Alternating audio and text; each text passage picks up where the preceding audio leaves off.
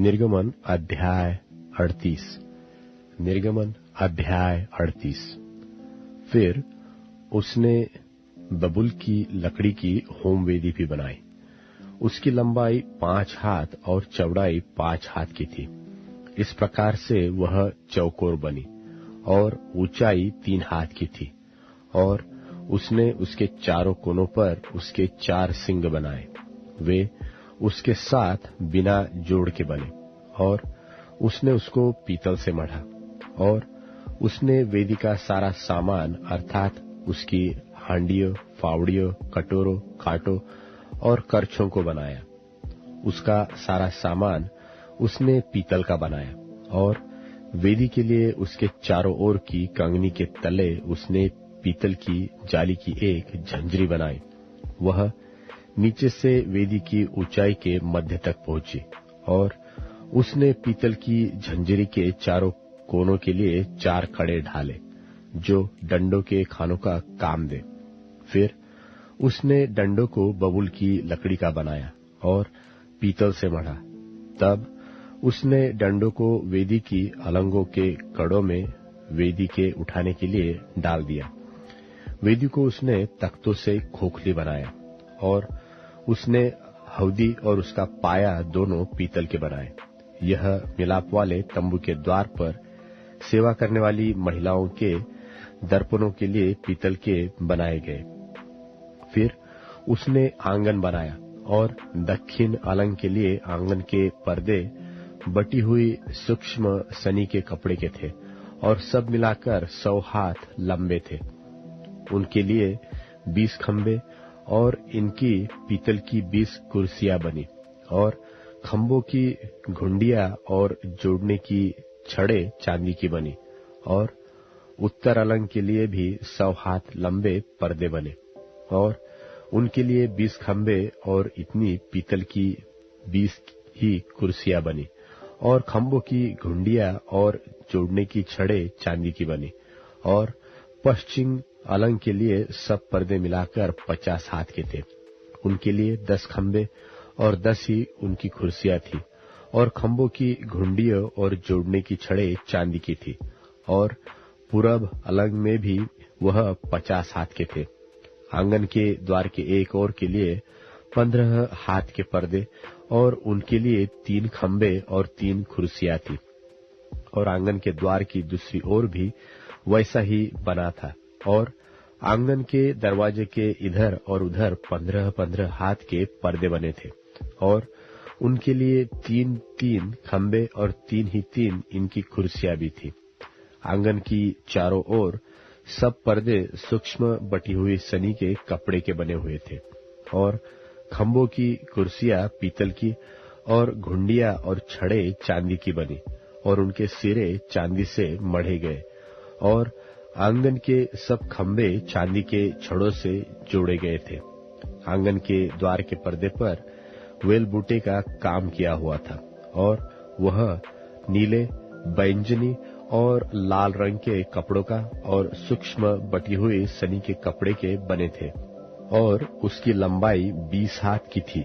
और उसकी ऊंचाई आंगन की कनात की चौड़ाई के समान 5 हाथ की बनी। और उनके लिए 4 खंबे और खंभों की 4 ही कुर्सियां पीतल की बनी। उनकी घुंडियां चांदी की बनी। और उनके सिरे चांदी से मढ़े गए। और उनकी छड़े चांदी की बनी। और निवास और आंगन की चारों ओर के सब खुंटे पीतल के बने थे।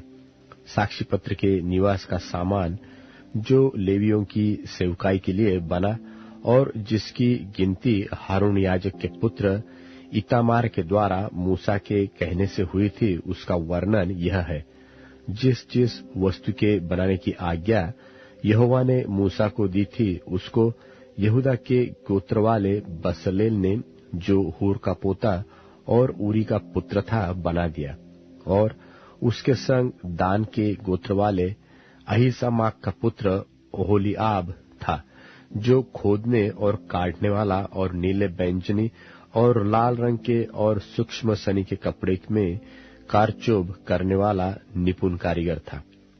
पवित्र स्थान के सारे काम में जो भेंट का सोना लगा, वह 29 किक्कार और पवित्र स्थान के शेकेल के हिसाब से 703 शेकेल था। और मंडली के गिने हुए लोगों की भेंट की चांदी 100 किक्कार और पवित्र स्थान के शेकेल के हिसाब से 1775 शेकेल थी। अर्थात जितने 20 बरस के और उसके अधिक अवस्था के गिने गए थे वे 6,03,550 पुरुष थे। और एक एक जन की ओर से पवित्र स्थान के शेकेल के अनुसार आधा शेकेल, जो एक बेका होता है, मिला। और वह 100 किक्कार चांदी पवित्र स्थान और बीच वाले पर्दे दोनों की कुर्सियों के ढालने में लग गई। 100 किक्कार से 100 कुर्सियां बनी, एक एक कुर्सी 1 किक्कार की बनी। और 1775 शेकेल जो बच गए उनसे खंभों की घुंडियां बनाई गई और खंभों की चोटियां मढ़ी गई और उनकी छड़ें भी बनाई गई। और भेंट का पीतल 70 किक्कार और 2400 शेकेल था। उससे मिलाप वाले तंबू के द्वार की कुर्सियां और पीतल की वेदी, पीतल की झांझरी और वेदी का सारा सामान और आंगन के चारों ओर की कुर्सियां और उसके द्वार की कुर्सियां और निवास और आंगन की चारों ओर के खुंटे भी बनाए गए। निर्गमन अध्याय 39। निर्गमन अध्याय 39। फिर उन्होंने नीले, बैंजनी और लाल रंग के काढ़े हुए कपड़े पवित्र स्थान की सेवकाई के लिए और हारून के लिए भी पवित्र वस्त्र बनाए, जिस प्रकार यहोवा ने मूसा को आज्ञा दी थी।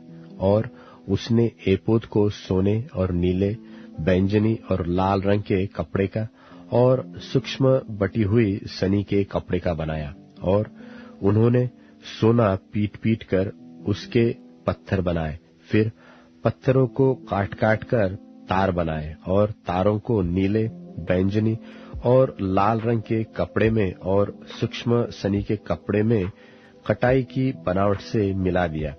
एपोद के जोड़ने को उन्होंने उसके कंधों पर से बंधन बनाए, वह तो अपने दोनों सिरों से जोड़ा गया। और उसके कसने के लिए जो काढ़ा हुआ पटुका उस पर बना वह उसके साथ बिना जोड़ का और उसी की बनावट के अनुसार अर्थात सोने और नीले, बैंजनी और लाल रंग के कपड़े का और सूक्ष्म बटी हुई सनी के कपड़े का बना, जिस प्रकार यहोवा ने मूसा को आज्ञा दी थी। और उन्होंने सुलेमानी मणि काटकर उनमें इस्राएल के पुत्रों के नाम जैसा छापा खोदा जाता है वैसे ही खोदे और सोने के खानों में जड़ दिया। और उसने उनको एपोद के कंधे के बंधनों पर लगाया, जिससे इस्राएलियों के लिए स्मरण कराने वाले मणि ठहरे, जिस प्रकार यहोवा ने मूसा को आज्ञा दी थी।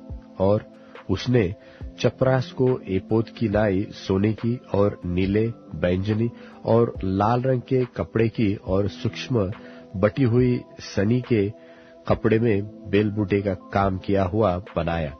चपरास तो चौकोर बनी और उन्होंने उसको दोहरा बनाया और वह दोहरा होकर 1 बित्ता लंबा और 1 बित्ता चौड़ा बना। और उन्होंने उसमें 4 पांति मणि जड़े, पहली पांति में तो माणिक्य, पद्मराग और लाडली जड़े गए और दूसरी पांति में मरकत, नीलमणि और हीरा और तीसरी पांति में लशम, सूर्यकांत और नीलम और चौथी पांति में फिरोजा, सुलेमानी मणि और यशब जड़े। ये सब अलग अलग सोने के खानों में जड़े गए। और ये मणि इस्राएल के पुत्रों के नामों की गिनती के अनुसार 12 थे।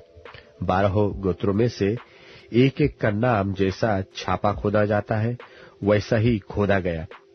और उन्होंने चपरास पर डोरियों की नाई गुंथे हुए चोखे सोने की जंजीर बनाकर लगाई। फिर उन्होंने सोने के 2 खाने और सोने की 2 कड़ियां बनाकर दोनों कड़ियों को चपरास के दोनों सिरों पर लगाया। तब उन्होंने सोने की दोनों गुंथी हुई जंजीरों को चपरास के सिरों पर की दोनों कड़ियों में लगाया और गुंथी हुई दोनों जंजीरों के दोनों बाकी सिरों को उन्होंने दोनों खानों में जड़ के एपोद के सामने दोनों कंधों के बंधनों पर लगाया, और उन्होंने सोने की और 2 कड़ियां बनाकर चपरास के दोनों सिरों पर उसकी उस कोर पर जो एपोद की भीतरी भाग में थी लगाई।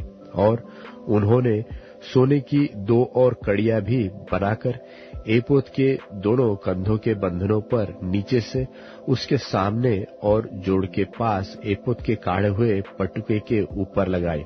तब उन्होंने चपरास को उसकी कड़ियों के द्वारा एपोद की कड़ियों में नीले फीते से ऐसा बांधा कि वह एपोद के काढ़े हुए पटुके के ऊपर रहे और चपरास एपोद से अलग न होने पाए, जैसे यहोवा ने मूसा को आज्ञा दी थी। फिर एपोद का बागा संपूर्ण नीले रंग का बनाया गया, और उसकी बनावट ऐसी हुई कि उसके बीच 72 के छेद के समान एक छेद बना, और छेद के चारों ओर एक कोर बनी कि वह फटने न पाए। और उन्होंने उसके नीचे वाले घेरे में नीले, बैंगनी और लाल रंग के कपड़े के अनार बनाए, और उन्होंने चोखे सोने की घंटियां भी बनाकर बागे के नीचे वाले घेरे के चारों ओर अनारों के बीचों बीच लगाई, अर्थात बागे के नीचे वाले घेरे की चारों ओर एक सोने की घंटी और एक अनार, फिर एक सोने की घंटी और एक अनार लगाया गया कि उन्हें पहने हुए सेवा टहल करे, जैसे यहोवा ने मूसा को आज्ञा दी थी। फिर उन्होंने हारून और उसके पुत्रों के लिए बुनी हुई सूक्ष्म सनी के कपड़े के अंगरखे और सूक्ष्म सनी के कपड़े की पगड़ी और सूक्ष्म सनी के कपड़े की सुंदर टोपियां और सूक्ष्म बटी हुई सनी के कपड़े की जांघिया और सूक्ष्म बटी हुई सनी के कपड़े की और नीले, बैंगनी और लाल रंग की कारचोबी काम की हुई पगड़ी, इन सबों को जिस तरह यहोवा ने मूसा को आज्ञा दी थी वैसा ही बनाया। फिर उन्होंने पवित्र मुकुट की पटरी चोखे सोने की बनाई, और जैसे छापे में वैसे ही उसमें ये अक्षर खोदे गए, अर्थात यहोवा के लिए पवित्र। और उन्होंने उसमें नीला फीता लगाया, जिससे वह ऊपर पगड़ी पर रहे, जिस तरह यहोवा ने मूसा को आज्ञा दी थी। इस प्रकार मिलाप वाले तंबू के निवास का सब काम समाप्त हुआ, और जिस जिस काम की आज्ञा यहोवा ने मूसा को दी थी, इस्राएलियों ने उसी के अनुसार किया। तब वे निवास को मूसा के पास ले आए, अर्थात घुंडिया, तख्ते, बेंडे, खंबे, कुर्सियां आदि सारे सामान समेत तंबू, और लाल रंग से रंगी हुई मेंढों की खालों का ओढ़ना और सुइसों की खालों का ओढ़ना और बीच का पर्दा, डंडों सहित साक्षी पत्र का संदूक और प्रायश्चित का ढकना, सारे सामान समेत मेज और भेंट की रोटी, सारे सामान सहित दीवट और उसकी सजावट के दीपक और उजियाला देने के लिए तेल, सोने की वेदी और अभिषेक का तेल और सुगंधित धूप और तंबू के द्वार का पर्दा, पीतल की झंझरी, डंडों और सारे सामान समेत पीतल की वेदी और पाए सहित हौदी, खंभों और कुर्सियों समेत आंगन के पर्दे और आंगन के द्वार का पर्दा और डोरिया और खुंटे और मिलाप वाले तंबू के निवास की सेवकाई का सारा सामान, पवित्र स्थान में सेवा टहल करने के लिए वेलबूटा काढ़े हुए वस्त्र और हारून याजक के पवित्र वस्त्र और उसके पुत्रों के वस्त्र, जिन्हें पहनकर उन्हें याजक का काम करना था, अर्थात जो जो आज्ञा यहोवा ने मूसा को दी थी उन्हीं के अनुसार इस्राएलियों ने सब काम किया। तब मूसा ने सारे काम का निरीक्षण करके देखा कि उन्होंने यहोवा की आज्ञा के अनुसार सब कुछ किया है, और मूसा ने उनको आशीर्वाद दिया। निर्गमन अध्याय 40। निर्गमन अध्याय 40। यहोवा के निवास के खड़े किए जाने और उसकी प्रतिष्ठा होने का वर्णन। फिर यहोवा ने मूसा से कहा, पहले महीने के पहले दिन को तू मिलाप वाले तंबू के निवास को खड़ा कर देना और उसमें साक्षी पत्र के संदूक को रखकर बीच वाले पर्दे की ओट में करा देना, और मेज को भीतर ले जाकर जो कुछ उस पर सजाना है उसे सजवा देना। तब दीवट को भीतर ले जाकर उसके दीपकों को जला देना और साक्षी पत्र के संदूक के सामने सोने की वेदी को जो धूप के लिए है उसे रखना और निवास के द्वार के पर्दे को लगा देना और मिलाप वाले तंबू के निवास के द्वार के सामने होम वेदी को रखना और मिलाप वाले तंबू और वेदी के बीच हौदी को रख के उसमें जल भरना और चारों ओर के आंगन की कनात को खड़ा करना और उस आंगन के द्वार पर पर्दे को लटका देना और अभिषेक का तेल लेकर निवास को और जो कुछ उसमें होगा सब कुछ का अभिषेक करना और सारे सामान समेत उसको पवित्र करना। तब वह पवित्र ठहरेगा और सब सामान समेत होम वेदी का अभिषेक करके उसको पवित्र करना। तब वह परम पवित्र ठहरेगी और पाए समेत हौदी का भी अभिषेक करके उसे पवित्र करना और हारून और उसके पुत्रों को मिलाप वाले तंबू के द्वार पर ले जाकर जल से नहलाना और हारून को पवित्र वस्त्र पहनाना और उसका अभिषेक करके उसको पवित्र करना कि वह मेरे लिए याजक का काम करे और उसके पुत्रों को ले जाकर अंगरखे पहनाना और जैसे तू उनके पिता का अभिषेक करे वैसे ही उनका भी अभिषेक करना कि वे मेरे लिए याजक का काम करे और उनका अभिषेक उनकी पीढ़ी पीढ़ी के लिए उनके सदा के याजक पद का चिन्ह ठहरेगा। और मूसा ने जो जो आज्ञा यहोवा ने उसको दी थी उसी के अनुसार किया और दूसरे बरस के पहले महीने के पहले दिन को निवास खड़ा किया गया और मूसा ने निवास को खड़ा करवाया और उसकी कुर्सियां धर उसके तख्ते लगा के उनमें बेंडे डाले और उसके खंभों को खड़ा किया और उसने निवास के ऊपर तंबू को फैलाया और तंबू के ऊपर उसने ओढ़ने को लगाया जिस प्रकार यहोवा ने मूसा को आज्ञा दी थी।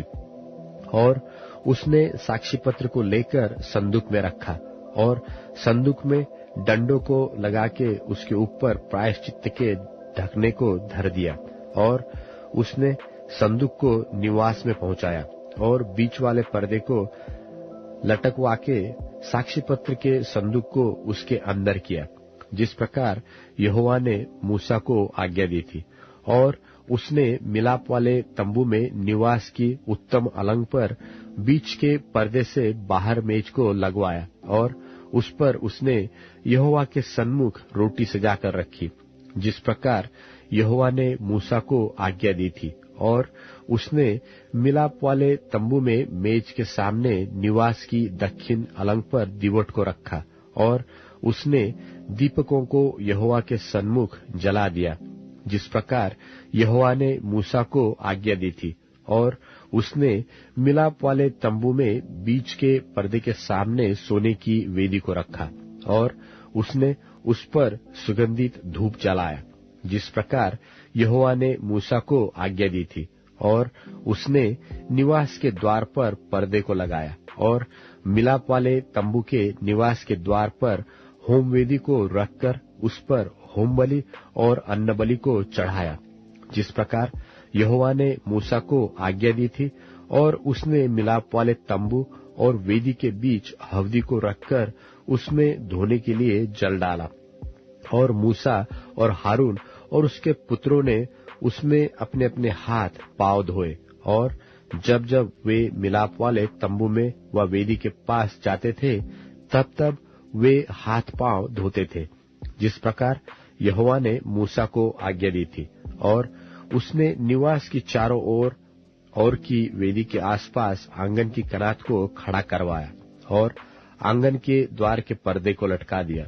इस प्रकार मूसा ने सब काम को पूरा कर समाप्त किया। तब बादल मिलाप वाले तंबू पर छा गया और यहोवा का तेज निवास स्थान में भर गया और बादल जो मिलाप वाले तंबू पर ठहर गया और यहोवा का तेज जो निवास स्थान में भर गया, इस कारण मूसा उसमें प्रवेश न कर सका और इस्राएलियों की सारी यात्रा में ऐसा होता था कि जब जब वह बादल निवास के ऊपर उठ जाता तब तब वे कूच करते थे, और यदि वह न उठता तो जिस दिन तक वह न उठता था उस दिन तक वे कूच नहीं करते थे। इस्राएल के घराने की सारी यात्रा में दिन को तो यहोवा का बादल निवास पर और रात को उसी बादल में आग उन सबों को दिखाई दिया करती थी। मरकुस रचित सुसमाचार 2 अध्याय। कई दिन के बाद वह फिर कफरनहूम में आया और सुना गया कि वह घर में है। फिर इतने लोग इकट्ठे हुए कि द्वार के पास भी जगह नहीं मिली, और वह उन्हें वचन सुना रहा था। और लोग एक झोले के मारे हुए को 4 मनुष्यों से उठवाकर उसके पास ले आए। परंतु जब वे भीड़ के कारण उसके निकट न पहुंच सके तो उन्होंने उस छत को जिसके नीचे वह था खोल दिया, और जब उसे उधेड़ चुके तो उस खाट को जिस पर झोले का मारा हुआ पड़ा था लटका दिया। यीशु ने उनका विश्वास देखकर उस झोले के मारे हुए से कहा, हे पुत्र, तेरे पाप क्षमा हुए। तब कई एक शास्त्री जो वहां बैठे थे अपने अपने मन में विचार करने लगे कि यह मनुष्य क्यों ऐसा कहता है, यह तो परमेश्वर की निंदा करता है। परमेश्वर को छोड़ और कौन पाप क्षमा कर सकता है। यीशु ने तुरंत अपनी आत्मा में जान लिया कि वे अपने अपने मन में ऐसा विचार कर रहे हैं, और उनसे कहा, तुम अपने अपने मन में है विचार क्यों कर रहे हो? सहज क्या है? क्या झोले के मारे से यह कहना कि तेरे पाप क्षमा हुए, या यह कहना कि उठ अपनी खाट उठाकर चल फिर? परंतु जिससे तुम जान लो कि मनुष्य के पुत्र को पृथ्वी पर पाप क्षमा करने का भी अधिकार है, उसने उस झोले के मारे हुए से कहा, मैं तुझसे कहता हूं, उठ अपनी खाट उठाकर अपने घर चला जा। और वह उठा और तुरंत खाट उठाकर और सबके सामने से निकलकर चला गया। इस पर सब चकित हुए और परमेश्वर की बड़ाई करके कहने लगे कि हमने ऐसा कभी नहीं देखा। वह फिर निकलकर झील के किनारे गया और सारी भीड़ उसके पास आई और वह उन्हें उपदेश देने लगा। जाते हुए उसने हल्फई के पुत्र लेवी को चुंगी की चौकी पर बैठे देखा और उससे कहा, मेरे पीछे हो ले। और वह उठकर उसके पीछे हो लिया, और वह उसके घर में भोजन करने बैठा। और बहुत से चुंगी लेने वाले और पापी यीशु और उसके चेलों के साथ भोजन करने बैठे, क्योंकि वे बहुत से थे और उसके पीछे हो लिए थे। और शास्त्रियों और फरीसियों ने यह देखकर कि वह तो पापियों और चुंगी लेने वालों के साथ भोजन कर रहा है, उसके चेलों से कहा, वह तो चुंगी लेने वालों और पापियों के साथ खाता पीता है। यीशु ने यह सुनकर उनसे कहा, भले चंगों को वैद्य की आवश्यकता नहीं, परंतु बीमारों को है। मैं धर्मियों को नहीं, परंतु पापियों को बुलाने आया हूं। यूहन्ना के चेले और फरीसी उपवास करते थे, सो उन्होंने आकर उससे यह कहा कि यूहन्ना के चेले और फरीसियों के चेले क्यों उपवास रखते हैं, परंतु तेरे चेले उपवास नहीं रखते? यीशु ने उनसे कहा, जब तक दूल्हा बारातियों के साथ रहता है, क्या वे उपवास कर सकते हैं? सो जब तक दूल्हा उनके साथ है तब तक वे उपवास नहीं कर सकते। परंतु वे दिन आएंगे कि दूल्हा उनसे अलग किया जाएगा, उस समय वे उपवास करेंगे। कोरे कपड़े का पैबंद पुराने पहिरावन पर कोई नहीं लगाता, नहीं तो वह पैबंद उसमें से कुछ खींच लेगा, अर्थात नया पुराने से, और वह और फट जाएगा। नए दाखरस को पुरानी मशकों में कोई नहीं रखता, नहीं तो दाखरस मशकों को फाड़ देगा और दाखरस और मशकें दोनों नष्ट हो जाएंगी। परंतु दाख का नया रस नई मशकों में भरा जाता है। और ऐसा हुआ कि वह सब्त के दिन खेतों में से होकर जा रहा था और उसके चेले चलते हुए बालें तोड़ने लगे। तब फरीसियों ने उससे कहा, देख, ये सब्त के दिन वह काम क्यों करते हैं जो उचित नहीं? उसने उनसे कहा, क्या तुमने कभी नहीं पढ़ा कि जब दाऊद को आवश्यकता हुई और जब वह और उसके साथी भूखे हुए, तब उसने क्या किया था? उसने क्यों कर अबियातार महायाजक के समय परमेश्वर के भवन में जाकर भेंट की रोटियां खाईं, जिसका खाना याजकों को छोड़ और किसी को भी उचित नहीं, और अपने साथियों को भी दी। और उसने उनसे कहा, सब्त का दिन मनुष्य के लिए बनाया गया है, न कि मनुष्य सब्त के दिन के लिए, इसलिए मनुष्य का पुत्र सब्त के दिन का भी स्वामी है।